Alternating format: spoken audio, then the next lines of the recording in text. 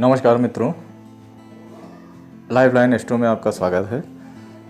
आज विपरीत राजयोग के बारे में बात करेंगे कुंडली के माध्यम से। इससे पहले वीडियो में हमने विपरीत राजयोग के बारे में जानकारी दी थी। कुंडली के माध्यम से इसका विश्लेषण इस बार करेंगे इस वीडियो में। विपरीत राजयोग एक ऐसा योग है जो विपरीत परिस्थितियों में मिलता है। विपरीत राजयोग का एक अपना क्राइटेरिया है निश्चित, कुछ उसके जो नियम हैं उसके तहत ही विपरीत राजयोग को माना जाता है। विपरीत राजयोग जब तक ग्रह जो विपरीत राजयोग बनाता है जब तक पीड़ित नहीं होता है तब तक वो विपरीत राजयोग का फल देता नहीं है। कुंडली के माध्यम से आइए जानते हैं विपरीत राजयोग के बारे में। ये मीन लगन की कुंडली है। इसमें शुक्र 8वें स्थान पर बैठा हुआ है। मीन लगन के लिए शुक्र मेलेफिक प्लैनेट हो जाता है, क्योंकि वैसे देखा जाए तो शुक्र बहुत ही बेनिफिक प्लैनेट होता है। शुक्र बहुत ही शुभ प्लैनेट माना जाता है, लेकिन मीन लगन में ये मेलेफिक प्लैनेट हो जाता है। और 8वें में उसका कारण होता है कि ये 8वें घर का स्वामी होता है मीन लगन में। अब बात करते हैं विपरीत राजयोग की।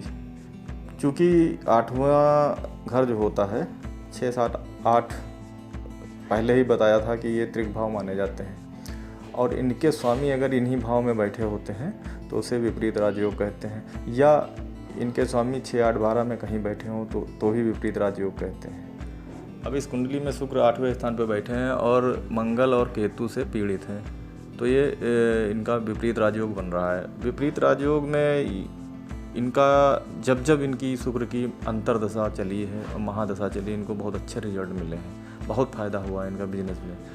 तो इसीलिए इनका और इसके साथ साथ इनका नक्षत्र स्वामी भी देखना बहुत ज़रूरी है। ये नक्षत्र किस नक्षत्र में बैठे हुए हैं। शुक्र ये जो हैं इसमें राहु के नक्षत्र में बैठे हुए हैं, और राहु 10वें घर में बैठे हुए हैं, और 10वें घर का स्वामी मीन लगन में बृहस्पति हैं। धनु राशि आती है यहाँ पे, और ये बृहस्पति हैं, और बृहस्पति 11वें घर में बैठे हुए हैं। तो राहु के लिए कहा जाता है कि जिस घर में बैठते हैं उसके उस घर का जो भी स्वामी होता है उसके रिजल्ट देते हैं। तो बृहस्पति 11वें आय भाव है उसमें बैठे हुए हैं, तो राहु आय भाव के भी रिजल्ट देंगे। तो इस तरीके से इस कुंडली में विपरीत राजयोग बना, और इनको जब इसकी महादशा चली है तो बहुत अच्छा फ़ायदा पहुंचा है। अब बात करेंगे दूसरी कुंडली की। यह कुंडली जो है वृश्चिक लगन की कुंडली है। कुंडली में 6वें भाव का स्वामी मंगल हुआ, जो कि द्वादश में बैठा हुआ है। अब कहने को तो ये विपरीत राजयोग है, लेकिन लग्न का स्वामी तो मंगल है, और लग्न का स्वामी अगर 6, 8, 12 भाव में है तो पूरी लग्न ही कमज़ोर हो जाती है। अब अगर लग्न ही कमज़ोर है तो रिजल्ट देने में सक्षम नहीं होगी। लग्न का मजबूत होना बहुत ज़रूरी होता है। अब इस स्थिति में तो विपरीत राजयोग ना बने तो मेरे ख्याल से वही अच्छा है।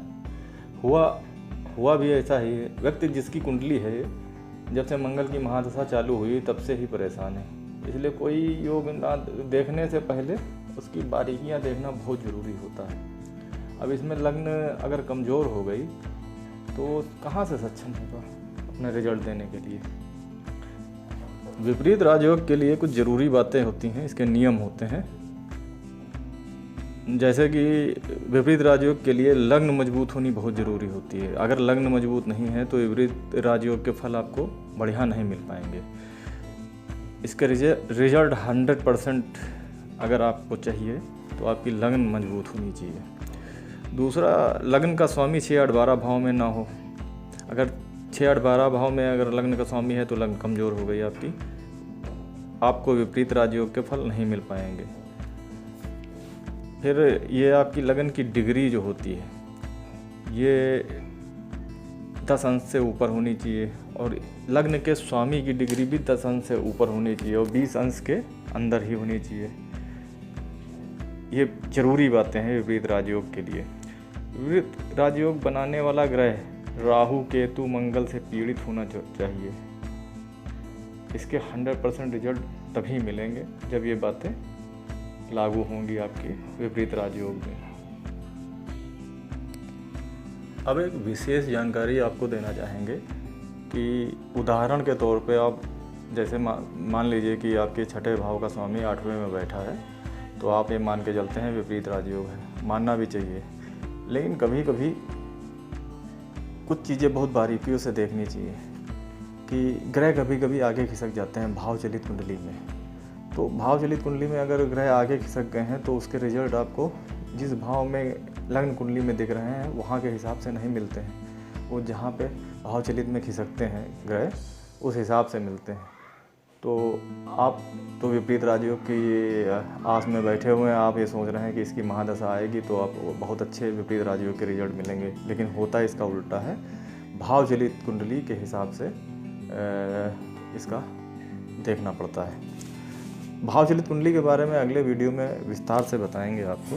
भाव चलित कुंडली क्या है और कैसे बनती है। भाव चलित कुंडली बहुत ही महत्वपूर्ण टॉपिक है ये भाव चलित कुंडली का, और जो अगले वीडियो में आपको बारीकी से इसके बारे में चर्चा करेंगे।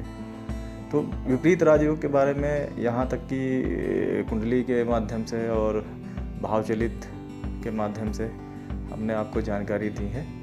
तो आगे वीडियो में आपको भाव चलित कुंडली के बारे में जानकारी देंगे। तो हमारे चैनल से जुड़ने के लिए नीचे दिए हुए सब्सक्राइब बटन को दबाएं और हमारे चैनल से जुड़ें।